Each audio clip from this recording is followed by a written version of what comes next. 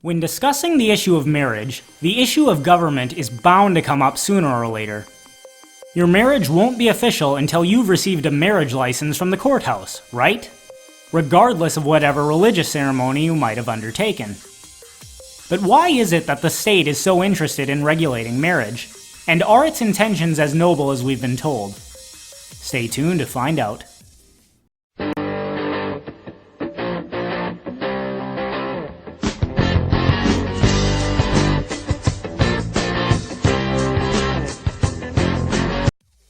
It should go without saying that when considered simply as a practice rather than a formal institution, marriage can and does exist, whether or not it is recognized by government. In fact, while scientists disagree about specific matters related to historical human mating patterns, there is widespread consensus that the history of the human species is characterized by monogamous relationships between men and women, even in societies where polygamous relationships were socially acceptable. As anthropologists Ryan Schatt and Karen Kramer write in their paper, Are We Monogamous? A review of the evolution of pair bonding in humans and its contemporary variation cross-culturally, biological indicators suggest a mating system where both sexes form a long-term pair bond with a single partner. And while polygyny was likely present in the human past as it is across contemporary human societies, the weight of evidence seems to support social monogamy. This does not preclude males and females from taking multiple partners through serial monogamy, or by occasionally engaging in uncommitted sexual relationships. However, while extra-pair paternity varies across socially monogamous animals, human rates of non-paternity are comparatively low. In other words, even though it's unquestionably true that people do not always stay faithful to their spouses, monogamous relationships between men and women who raise their children together always seem to emerge as the norm in human societies, even if there is no social stigma against other arrangements. Regarding the latter, biologist and evolutionary psychologist David Barash notes that such societies that condone polygamous relationships turn out to be only preferentially so, and that men and women tend to take only one partner, in stark contrast to the behavior of primates and other mammals. This is not surprising, considering what we've covered in the previous two videos of this series. Men and women each have unique capabilities that, when exercised in a monogamous relationship, create the best situation for procreating children and helping them to thrive in a cruel world. But beyond the pragmatic concerns of child rearing, the study of biology shows that as men and women engage in sexual intercourse, they actually develop an intangible bond to one another that is reflective of the marriage relationship. Often referred to as pair bonding, the Medical Institute for Sexual Health summarizes it thus: our behavior actually changes our brain. The connections between neurons that are stimulated by our actions increase with more use and decrease with less use. When a couple engages in sexual behavior, neurotransmitters such as oxytocin, vasopressin, and dopamine stimulate formulation of synaptic connections in the brain, associating the pleasure of sex with the partners involved, encouraging them to bond and to have more sex together, leading to the beginning of a family unit. I go to great lengths to point this out because many people will try and claim that marriage is a relatively recent phenomenon and not something that exists in nature. It may be true that the term marriage was not always used, and various religious and cultural practices related to marriage have changed over time. But the family, a man, a woman, and their children, has always been a natural institution arranged for mutual benefit. If anyone tries to argue otherwise, it will become apparent very quickly that they have an agenda that requires undermining the family. And that brings us to the question of the state. What interest does the state have in the issue of marriage? Well, in order for the state to exist, its citizens must believe that there exists some societal good that can only come from the state. Think about it. No one wants to pay taxes solely for the sake of paying taxes. Those that support the government's forced expropriation of their wealth only support it inasmuch as they believe that this is the only way to ensure that they receive police protection, health care, or whatever other service it is believed that only the state can provide. However, in a society with strong families, there is less need for government. If responsible husbands are working to provide for their families, their wives won't need welfare handouts. If responsible mothers are tending to their homes and caring for their children, Government-run schools and daycare centers become irrelevant. Due to the strong correlation between crime and fatherlessness, communities with more intact families are likely to suffer less crime and therefore require less police protection. But by extension, if fathers are fulfilling their responsibility of protecting their wives and children, this lessens the requirement for government protection services even further. Intact families with a mother and father are associated with greater health, and thus cut back on the need for healthcare services. The list could go on, but the bottom line is, the more people depend on their families, the less likely they'll be to believe that they need government at all. However, this doesn't sit too well with those that sit in the seat of government. No matter how much altruists try and shove their message of selflessness down our throats, the fundamental reality is that individuals act in their own self-interest, and this will never change. However, the difference between citizens and government is that unlike its citizens, the government has the perceived legitimacy to use force to obtain its ends. Maybe it happens slowly, maybe it happens quickly, but the end result of this reality is that the leaders of government will always use their authority to further their own interests, expropriating greater and greater amounts of wealth from their citizens and expanding the scope of their authority into more and more aspects of human life. There is no such thing as a small government. A small government will always grow larger over time. But as you might imagine, the family is a hindrance to the state's efforts to grow its power. If more intact families with married mothers and fathers means less reliance on government, then the state will necessarily have to prevent the formation of families if it wants to grow its power. To do this, it will have to abolish the natural incentives that lead people into marriage in the first place. But if the state takes swift and sudden action to do this, the people are likely to fight back.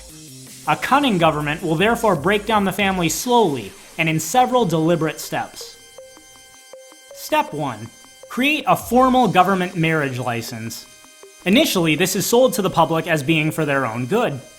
It's not a government effort to control marriage, it's just the government formally recognizing your family as a unit, so that it can better serve your interests as a family. In reality, this simply allows the government to keep tabs on whether or not its efforts to destroy the family are working, in that it can keep track of marriage rates and divorce rates. Step 2. Institute policies designed to preserve marriage and protect the family. Again, on the surface, this will appear to be government efforts to acknowledge that marriage and family is better for everyone. The initial policies might even work towards that end, in that tax incentives and other legislation might actually encourage more people to get married and have children. However, the insidious nature of what's going on is that over time, people will start to believe that it is the responsibility of the state to create and sustain families, not something that happens naturally for mutual benefit of all parties. As a result, both pro-traditional family and anti-traditional family individuals will seek to give the state more authority with regards to marriage. Just think about the debate over same-sex marriage. Step 3. Manufacture a crisis that turns the parties of marriage against one another, painting one subset of people as helpless victims whose only salvation is found in the state. This is the same strategy Karl Marx used with his class theory of the bourgeoisie and the proletariat. But in the case of the family, the obvious parties to use are men and women. Hence, feminism, which is really just a gynocentric form of Marxism, is the engine through which the state begins the main phase of its attack on marriage. Women are told that the natural role of a wife was manufactured by men in order to oppress them, and that only by acting like men will they ever achieve equality. Naturally, since society now believes that the idea of marriage is a state creation to be defined and enforced by government, this means more government policies for protecting women from their abusive oppressors. One by one, more and more policies get codified into law that paint men as abusive oppressors and women as helpless victims that must be rescued through increased government intervention. Businesses are encouraged to hire more women or face lawsuits for not being diverse enough. No-fault divorce laws are put into place that allow women to divorce their husbands for any reason and be rewarded with cash and full custody of children for doing so. Law enforcement adopts policies designed to assume male guilt with regards to crimes against women, regardless of evidence, and counseling programs are structured to teach men that they are responsible for all problems that women experience. Women soon find out that they'll be rewarded with cash and a medal for heroism if they leave their husbands, and that they can either succeed in the workplace or depend on government handouts for sustenance. Men, on the other hand, discover that marriage now comes with a huge personal risk.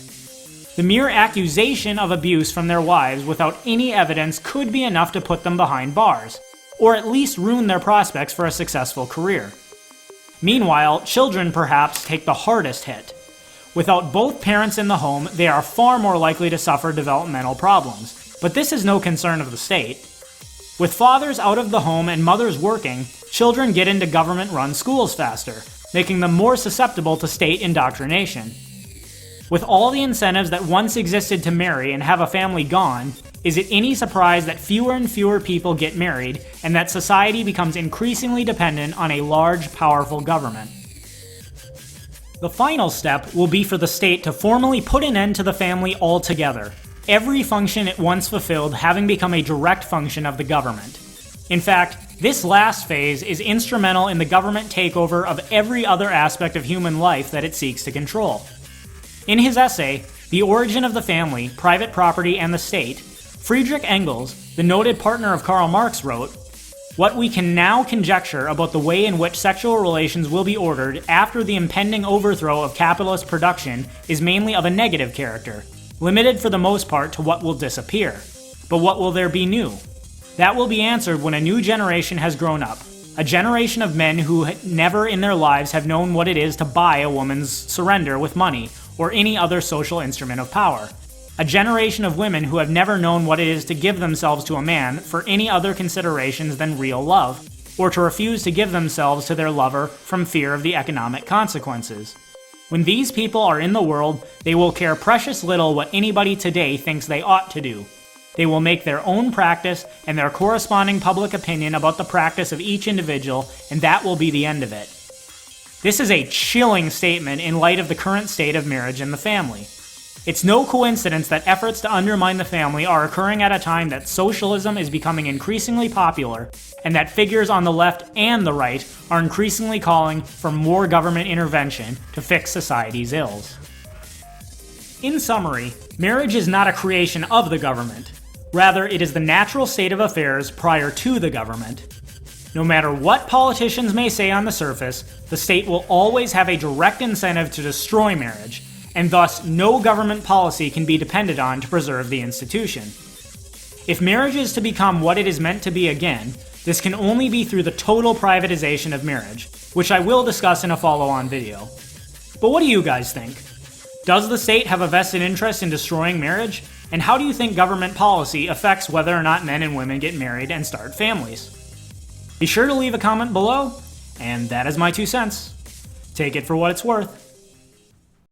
Thanks everyone for watching. If you liked this video, be sure to like, share, and subscribe, as well as hit the bell to receive notifications so that you never miss an upload. And if you're a fan of my channel, please consider supporting me on Subscribestar, Bitbacker, or Patreon to receive special rewards.